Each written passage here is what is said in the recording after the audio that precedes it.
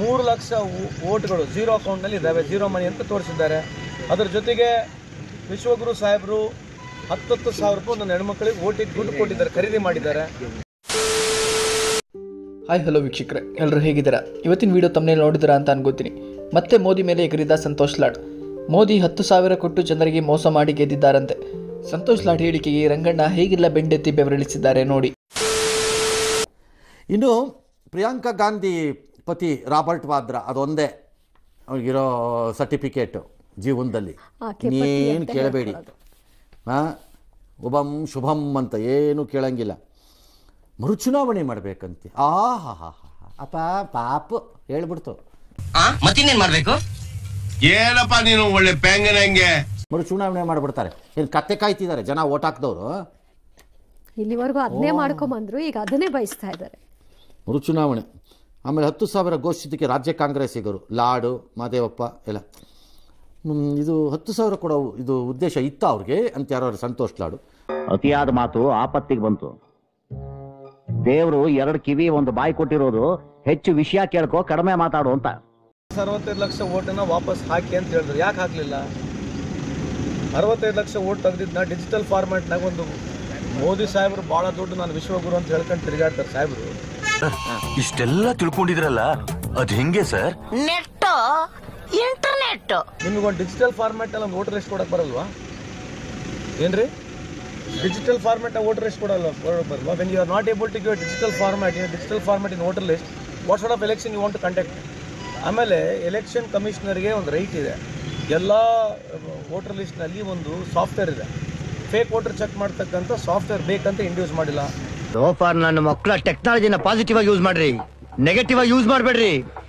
ಯಾವತ್ತು ನಮ್ಮ ದೇಶ ಮುಂದುವರಿಯೋದು? ಯಾವತ್ತು 14 ಲಕ್ಷ ಓಟು ಫೇಕ್ ವೋಟ್ಸ್ ಇದ್ದಾವೆ.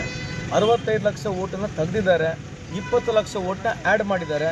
3 ಲಕ್ಷ ಓಟ್ಗಳು ಝೀರೋ ಅಕೌಂಟ್ನಲ್ಲಿ ಇದ್ದಾವೆ, ಝೀರೋ ಮನಿ ಅಂತ ತೋರಿಸಿದ್ದಾರೆ.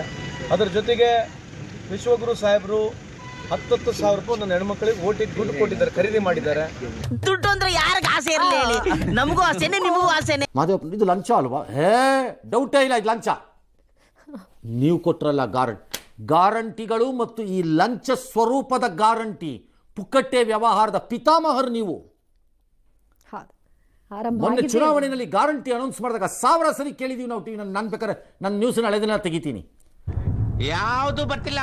ಆಂಟಿನ ಮೆಮೊರಿ ನೆನಪು ಫುಲ್ ಸಾಕು. ಯಾವುದು ಬರ್ತಿಲ್ಲ. ಗ್ಯಾರಂಟಿ ಲಂಚ ಆಗಲ್ವಾ? ಕಾರ್ಡ್ ಅನ್ನ ಕೊಡ್ತಾ ಇದ್ದೀರಿ, ಅದು ಲಂಚ ಆಗಲ್ವಾ? ಜನರನ್ನ ಪ್ರಲೋಭನೆಗೆ ಒಳಪಡಿಸ್ತಾ ಇಲ್ವಾ?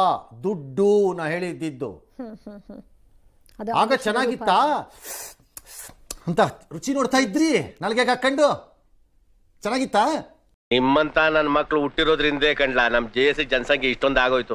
ಸಿಕ್ಕಿರ್ತದೆ ಗೆದ್ದಾಗ ಇವತ್ತದು ಈಗ ಲಂಚ ಆಗ್ಬಿಡುತ್ತೆ. ನೀವೇ ಪಿತಾಮಹರು, ನೀವೇ ಅನುಭವಿಸ್ಬೇಕೀಗ. ನೀವೇ ಇದರ ಪಿತಾಮಹರು. ಅದಿನ್ನೂ ಕಂಟಿನ್ಯೂ ಆಗ್ತಾನೆ ಇರುತ್ತೆ. ಲೋಕಸಭಾ ಚುನಾವಣೆ ಟೈಮಲ್ಲಿ 3 ತಿಂಗಳದ್ದು ಬಾಕಿ ಉಟ್ಕೊಂಡು ಎಲೆಕ್ಷನ್ಗೆ ಹತ್ರ ಬಂದಾಗ ಕೊಟ್ಟಿದ್ದು ಲಂಚ ಅಲ್ಲ. ಅದು ಇದು ದೇವರೇ ಕಳಿಸಿದ ಪ್ರಸಾದ. ಕಾಮಿಡಿ ಮಾಡ್ತಾರೆ, ಕಾಮಿಡಿ ಕಿಲಾಡಿ ನನ್ನ ಮಗ. ಮಾದೇವಪ್ಪ ಕಳಿಸಿದ ಪ್ರಸಾದ ಅದು. ಚುಚ್ಚು ಕೊಡ್ಬೇಕಾಗಿದ್ದನ್ನು ಕೊಟ್ಟಿದ್ದೀವಿ, ಪ್ರಸಾದ. ಈಗ ಮತ್ತೆ ನಾಳೆ ಇನ್ನೊಂದು ಚುನಾವಣೆ ಬರಲಿ, ಯಾವ್ದಾರು ಉಳಿಸ್ಕೊಂಡು ಕೊಡದಿದ್ರು ನೋಡಿ, ಅದು ಪ್ರಸಾದ. ಕರಿಬಾರ್ದು ನೀವು ನಮ್ಮನ್ನ. ಇವ್ರು ಮಾಡಿದ್ರೆ ಸರಿ, ಅದಕ್ಕೆ ಹಿಂಗಾಗೋದು. ಒಂದು ಗಾದೆ ಉಂಟು, ಕೇಳುವ ಪೆದ್ದ ಆದರೆ ನಾರಿನಲ್ಲೂ ತುಪ್ಪ ಸುರಿಸಬಹುದಂತೆ. ಇವರ ನಾರಿನಲ್ಲಿ ಆಯಿಲ್, ಡೀಸೆಲ್, ಪೆಟ್ರೋಲ್ ಎಲ್ಲ ಸುರಿತಾ ಉಂಟು. ವಿಡಿಯೋ ನೋಡಿದ್ರಲ್ಲ ವೀಕ್ಷಕರೇ, ಸಂತೋಷ್ ಲಾಡ್ ಹೇಳಿಕೆ ಬಗ್ಗೆ ನಿಮ್ಮ ಅಭಿಪ್ರಾಯ ತಿಳಿಸಿ. ವಿಡಿಯೋ ಇಷ್ಟ ಆಗಿದ್ರೆ ಲೈಕ್ ಮಾಡಿ, ಶೇರ್ ಮಾಡಿ ಮತ್ತು ಸಬ್ಸ್ಕ್ರೈಬ್ ಮಾಡೋದನ್ನು ಬರಿಬೇಡಿ. ಮುಂದಿನ ವಿಡಿಯೋದಲ್ಲಿ ಸಿಗೋಣ. ಧನ್ಯವಾದಗಳು.